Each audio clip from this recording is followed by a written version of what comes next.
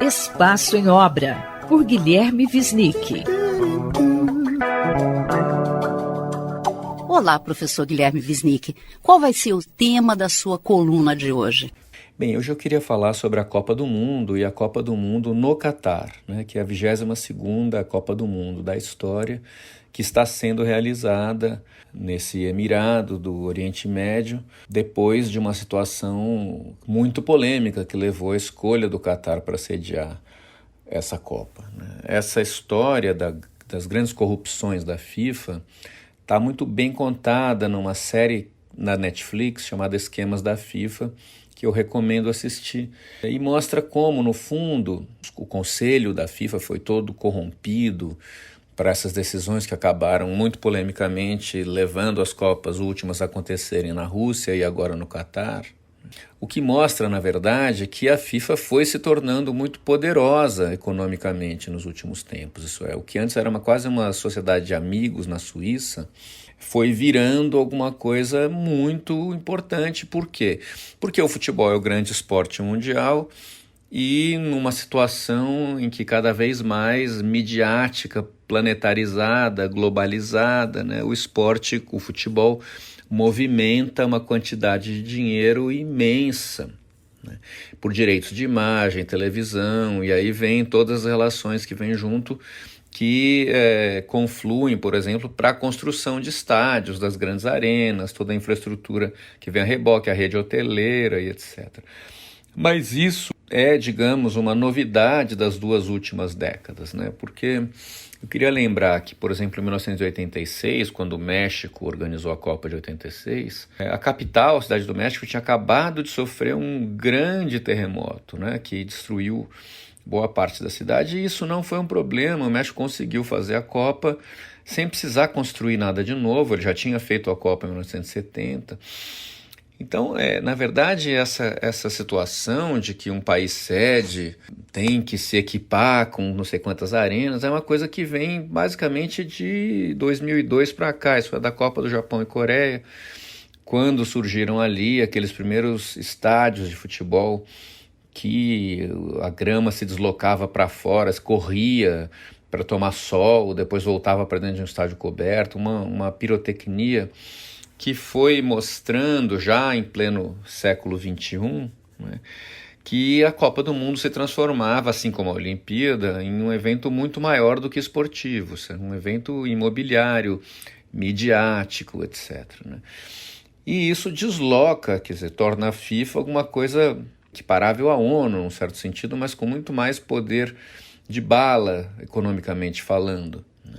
E agora estamos diante dessa Copa, com 8 estádios construídos inteiramente novos. Um já existia, mas foi todo reformado, mais 7 novos, dentro de um raio de 22 quilômetros, 22,5 quilômetros, isso era um raio, num diâmetro de 50 quilômetros, 8 estádios, o que forma uma verdadeira cidadela do esporte de elite mundial. Quer dizer, deve ser, por um lado, agradável, apesar da falta da cerveja e do calor, mas para quem está no evento, é tudo muito perto, É realmente em torno de Doha e Lusail, essa grande conurbação, não pode-se dizer grande, porque não é muito habitada, mas essa metrópole estendida, digamos assim, abriga durante um mês o evento inteiro, Por outro lado, a gente fica se perguntando, quando acabar a Copa do Mundo, um dos estádios vai ser desmontado, que é feito com um container, mas e os outros 7?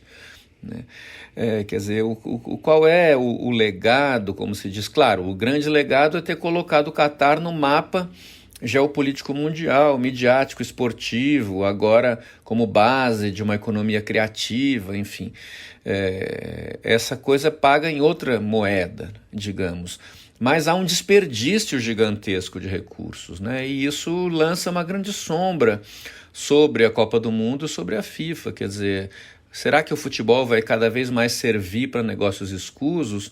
Ou essa maravilhosa festa do esporte ainda tem o poder de construir o seu universo próprio no congraçamento entre as nações e os povos? Essa é uma pergunta que fica no ar. Este foi o professor Guilherme Wisnik, que conversou comigo, Márcia Vanza. Espaço em Obra, por Guilherme Wisnik.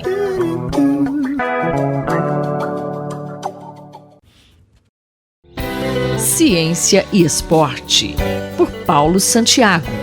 Vamos falar novamente do processo de reabilitação nos esportes, em específico no futebol. O tema volta a chamar a atenção após os entorces de tornozelo de Neymar e Danilo no primeiro jogo da seleção na Copa do Catar. Lesões que deixaram os atletas de fora das partidas. Professor, as lesões de Neymar e Danilo na seleção brasileira de futebol preocupam os torcedores. A CBF libera constantemente vídeos da equipe médica sobre o atual estado dos jogadores. E a ciência do esporte, professor, onde entra para ajudar o tratamento de Neymar e Danilo?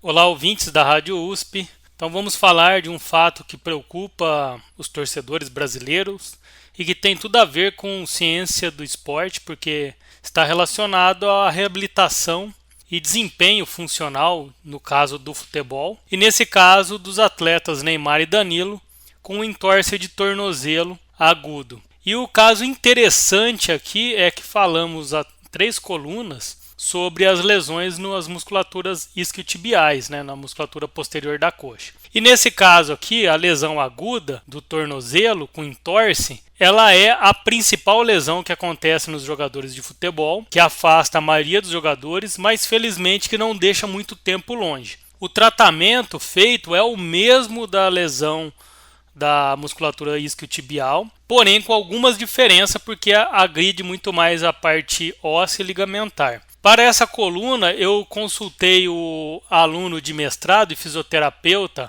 Abel Gonçalves Chinaglia, do Programa de Reabilitação e Desempenho Funcional da Faculdade de Medicina da USP de Ribeirão Preto. E o Abel informou que os atletas nesse início eles recebem tratamento diferente, porque são diferentes os tipos de lesões e o nível de edema. Em geral, as fases começa com o que a gente pode ver alguns vídeos que são mostrados pela CBF, com a parte de compressão, eletroterapia e trabalhos de terapia manual fazendo mobilização no tornozelo.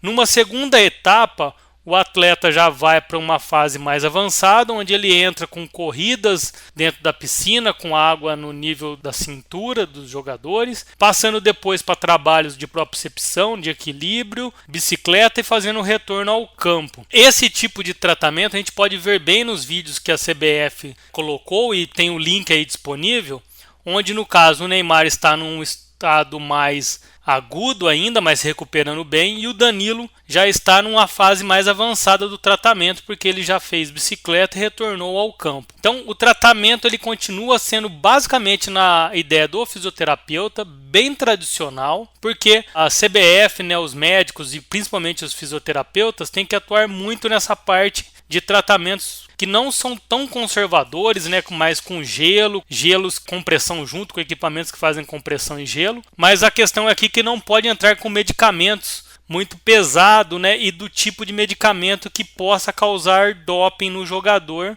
e aí tirar ele da Copa por uma questão de doping e não pela questão da lesão. Então o tratamento é tradicional? Sim, o tratamento ele é bem conservador e bem tradicional. Tem muita tecnologia, principalmente pode ser utilizado luzes, que são a LED terapia. O sistema de gelo, como eu disse, é um sistema que faz compressão junto. Em alguns casos até existe a movimentação. Tudo isso para tentar diminuir o edema, aumentar a vascularização no local e tentar fazer com que o jogador já faça movimentos mais naturais.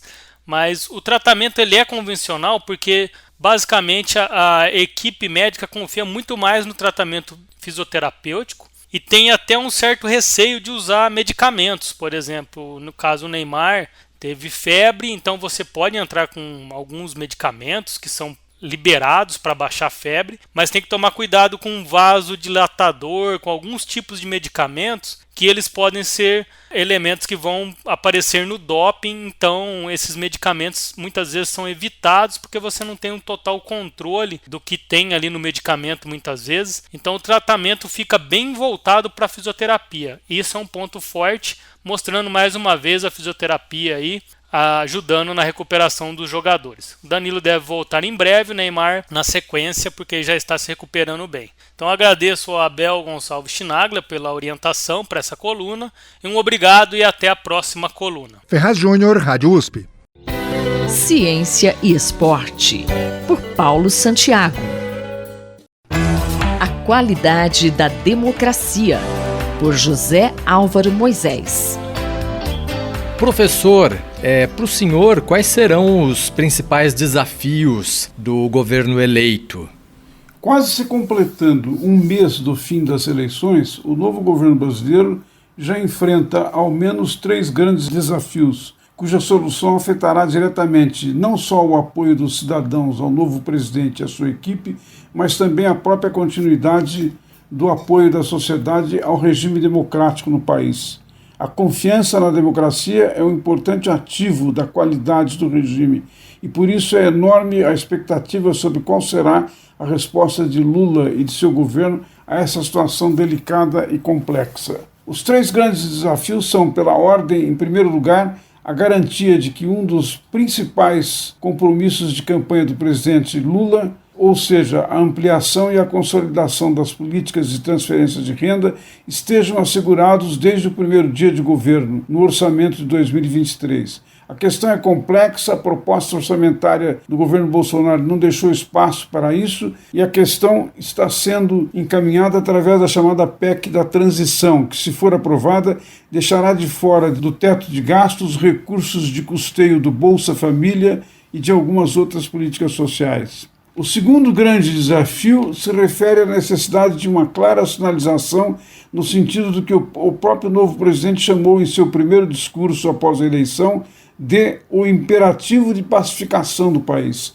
Passados 24 dias da proclamação da Justiça Eleitoral sobre os resultados das eleições, o país continua sendo palco de manifestações de apoiadores do presidente Jair Bolsonaro que não aceitam a derrota de seu candidato e apelam para a intervenção anticonstitucional das Forças Armadas na situação política, com o objetivo de impedir a posse do presidente eleito. O terceiro grande desafio tem relação com o anterior, mas é ainda mais delicado e envolve as orientações a serem adotadas por Lula e sua equipe na área da segurança e das relações com as Forças Armadas. Uma das consequências da extrema radicalização que ocorreu nas eleições deste ano, com o agravamento de uma polarização que já vinha de 2018, foi o pouco espaço deixado para o debate das políticas dessa área. Embora essa não seja a única consequência disso, a situação favorece a continuidade de um quadro que inclui constantes manifestações de militares sobre o cenário político e o seu desenvolvimento atual. Manifestações que oscilam entre uma abordagem por vezes mais institucional e outras bastante agressivas em face do novo governo. No caso da PEC da transição, embora ainda não exista um projeto concreto a respeito, os negociadores do governo estão enfrentando resistências dos setores parlamentares aliados de Jair Bolsonaro sob o argumento de que a alternativa para assegurar os recursos necessários para a política de transferência de renda não deveria ir além do ano de 2023. O novo governo, contudo, sinaliza que quer assegurar as condições para a aplicação da política durante os 4 anos de mandato. Como isso afeta o teto de gastos, a questão está sendo vista como um sinal incerto da responsabilidade fiscal do novo governo. As reações do mercado a declarações do presidente eleito pressionam no sentido da definição de quem serão os atores da administração da economia. E, de certa forma, o desafio envolve saber como a posição da ampla frente de forças de esquerda e de liberais que construiu a vitória de Lula será levada em conta pelo governo. Há pelo menos 2 ou 3 alternativas propostas à escolha do novo presidente nesse sentido. Quanto à questão das manifestações que defendem alternativas anticonstitucionais, é natural que o novo governo se apoie, antes de tudo, nas orientações adotadas pela Justiça, especialmente pelo Superior Tribunal Eleitoral. Mas em prazo mais amplo, além de medidas para atender às condições sociais e econômicas desses setores, como é o caso da retomada do crescimento da economia com o enfrentamento do desemprego, será importante o novo governo entender mais a fundo o que buscam esses segmentos, Qual é a natureza de suas demandas e como elas podem se ajustar ao quadro das novas diretrizes, cujo centro prioritário é a questão social e o enfrentamento das desigualdades do país. Por último, Lula e seu governo terão de encontrar um modo adequado de sinalizar de forma mais concreta o que já tem aparecido em comentários do novo presidente, ou seja, a valorização e o respeito pelo papel das Forças Armadas, especialmente na área da segurança nacional, com a devida preocupação com as exigências de atualização e modernização dos equipamentos do setor. Mas, para além disso, o novo governo terá de abrir um diálogo construtivo com os militares, inclusive estimulando os seus apoiadores parlamentares a envolverem o Congresso Nacional no debate, formulação e aprovação das políticas da área de segurança nacional. A conquista de apoio ao governo nessa área, com base em princípios constitucionais, dependerá em grande parte do quanto a abertura desse diálogo amplo, público e transparente será efetivo. Muito obrigado. Muito obrigado. Eu, Gustavo Xavier, ouvi o professor José Álvaro Moisés. A qualidade da democracia, por José Álvaro Moisés.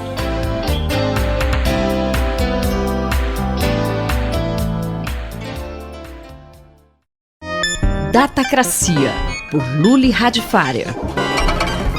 Você é sempre bem-vindo ao nosso Datacracia e o tema de hoje, minha cara é estranha em realidade virtual. Ô Luli, outro dia eu entrei num desses metaversos e sabe, fiquei chateado. Diz pra mim, por que a cara da gente fica tão estranha nesses ambientes? Na verdade, você é mais bonito ao vivo, mas isso não é exatamente um elogio, né? O que a gente pode ficar tranquilo é que a tecnologia é melhor do que era na época do Second Life, mas a gente tem altas expectativas. Se você pensar, um equipamento de realidade virtual não é nada barato, né? O óculos custa caro, às vezes se você está usando até um console de videogame, que é uma máquina, é um computador no fundo, né, dedicado, ele não é barato e mesmo assim às vezes acaba sendo muito mais limitado até do que um PC, né? Se você pensar, se você fizer com que um óculos de realidade virtual fique muito potente, ele pode ficar quente demais ou ele pode ficar pesado demais, e isso são coisas que também têm que ser levadas em consideração. Então, além de todos esses problemas, mesmo supercomputadores da nuvem, estejam ele no Google, estejam ele no Facebook, né? O Facebook agora com toda essa ideia de metaverso, tem uma enorme dificuldade em processar a quantidade gigantesca de informação que tem ali. Mas jogos como FIFA e Call of Duty e até mesmo ambientes de simulação como The Sims são muito melhores, né? Sim, mas esse no fundo acaba sendo um dos maiores dos problemas e a gente volta para a questão da expectativa, né?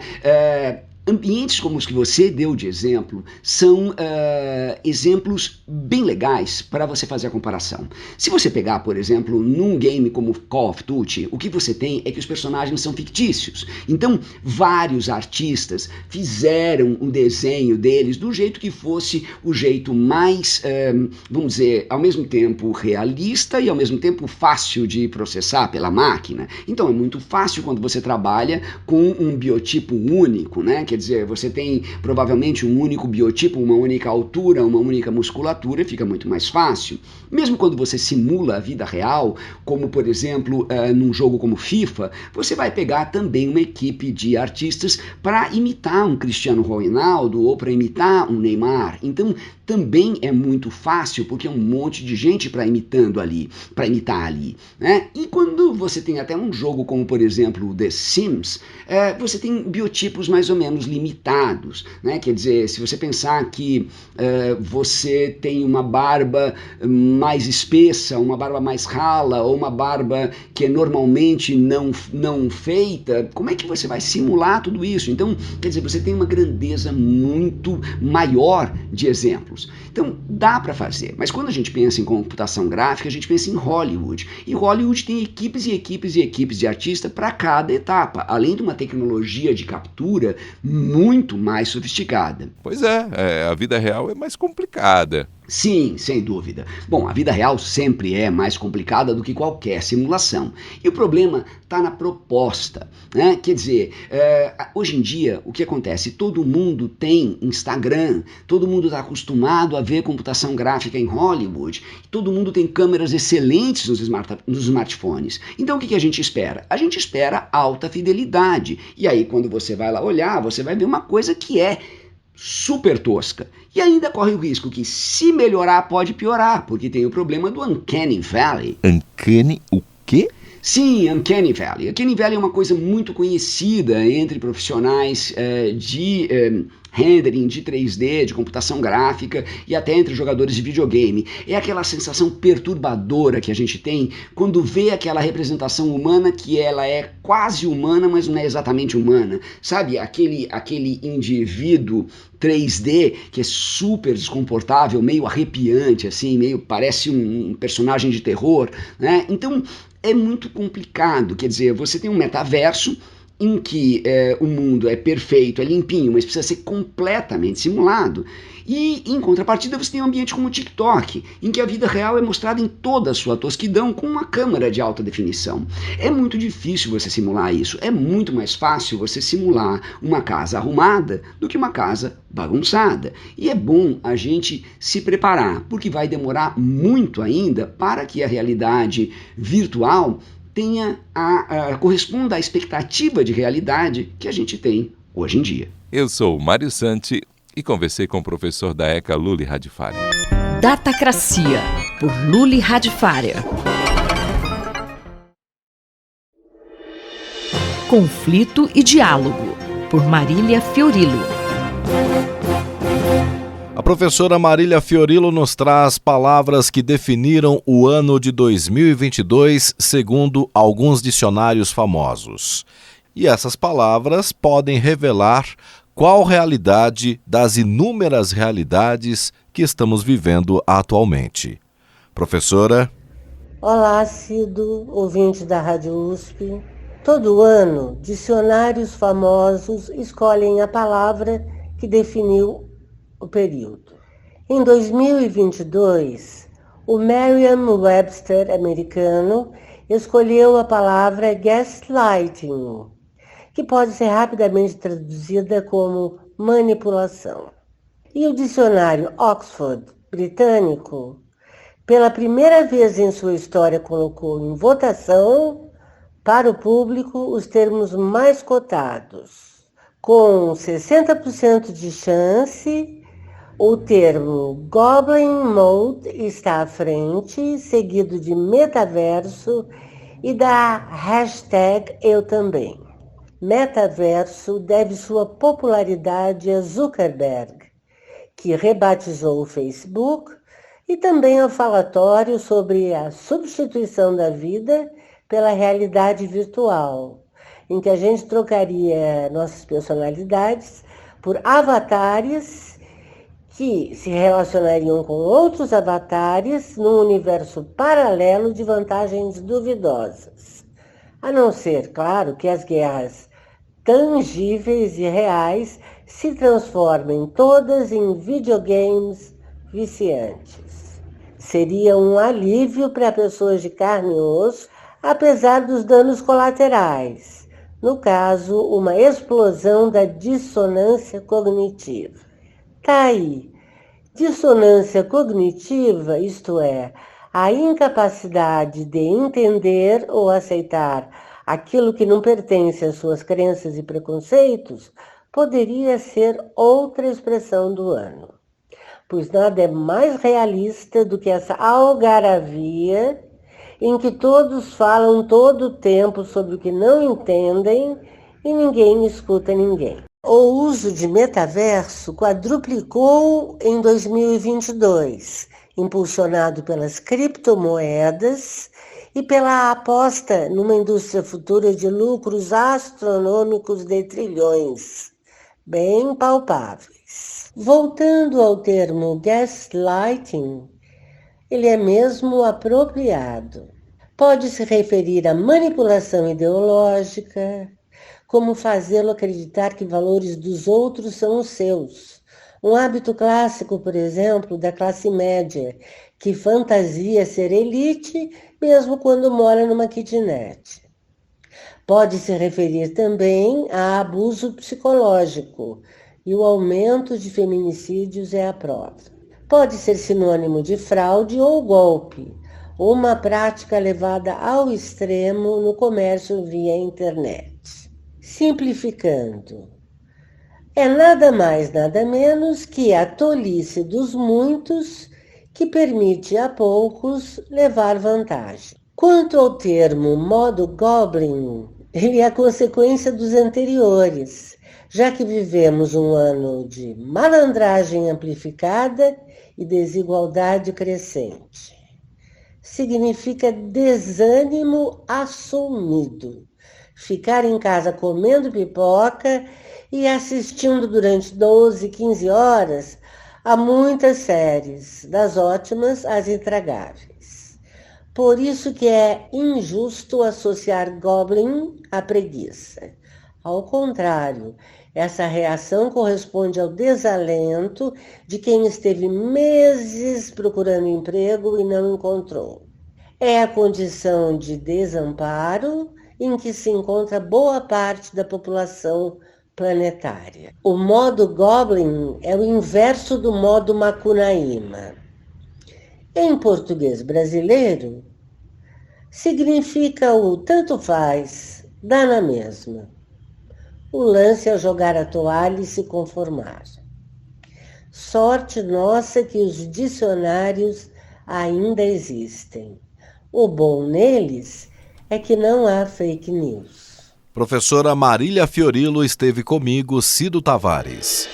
Conflito e Diálogo, por Marília Fiorilo.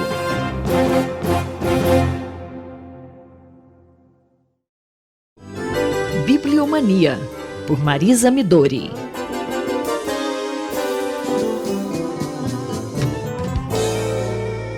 Bom dia, professora Marisa Midori. A coluna de hoje aborda 2 eventos do mercado editorial que incentivam a bibliodiversidade. Bom dia, Cláudia. Bom dia, ouvintes da Rádio USP. Hoje eu gravo meu programa aqui de Brasília, pois fui convidada a realizar uma série de atividades nas casas de cultura da UNB, todas relacionadas ao livro e à bibliodiversidade.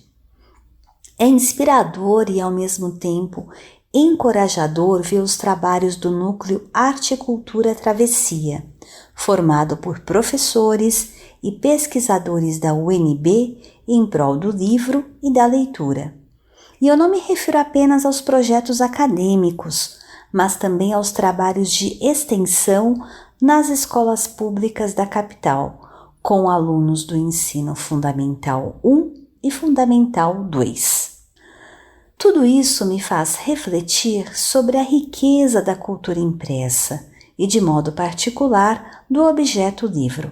Pois não se trata apenas de ouvir e aprender um conteúdo, mas também de explorar as múltiplas formas do livro. Pois leitura passa por experiências que são visuais, é claro, mas também táteis, olfativas, e a depender do grau de imersão do leitor, elas podem até mesmo ativar as nossas papilas gustativas. Professor, eu acho até que é por isso que a festa da USP reúne tanta gente, porque afinal de contas, comprar livros no ambiente online não tem tanto apelo quanto ver os livros e tocá-los. A gente acaba até mesmo comprando por impulso. É verdade, Cláudia, é isso mesmo. E neste mês de novembro, São Paulo acolheu 2 eventos da maior importância. A Miolos, encontro de editores independentes que ocorre há 9 anos na Biblioteca Mário de Andrade e, é claro, a Festa do Livro da USP. Embora a primeira se volte para as artes gráficas aplicadas ao livro, condizente com a proposta da editora Lote 42, que criou o evento e se dedica a edições caprichadíssimas e diferenciadas, não são incomuns as participações de editores tanto na Miolos quanto na Festa do Livro da USP. Isso porque, Na USP há espaço para a pequena, a média e a grande editora, como temos visto há 24 anos. Todos se lembram daquelas filas quilométricas, não é? Quilométricas é um exagero, mas enfim, daquelas filas enormes que se formam em torno de algumas editoras das mais famosas, não é? Das maiores do Brasil. Pois bem, depois de 2 anos de vendas online em razão da pandemia, podemos dizer que nada substitui o comércio presencial. Livros são feitos para serem tocados e experimentados, e é disso que se trata quando as pessoas participam destas feiras, quando as pessoas participam desses encontros. Me perguntaram, inclusive, se a festa da USP não contradiz a bandeira da Lei do Preço Único, ou Lei Cortês, uma vez que a festa da USP promove grandes descontos de 50% sobre o preço de capa. E eu digo não. A festa é um grande evento em favor da bibliodiversidade. Na próxima edição, como Márcio Pelósio já avisou, a festa deve agregar livreiros e editores. Ela está aí para impulsionar a cadeia. A Miolos e a festa da USP são, portanto, uma ode ao livro. E que venham novos leitores. A professora Marisa Midori conversou com Cláudia Costa. Bibliomania, por Marisa Midori.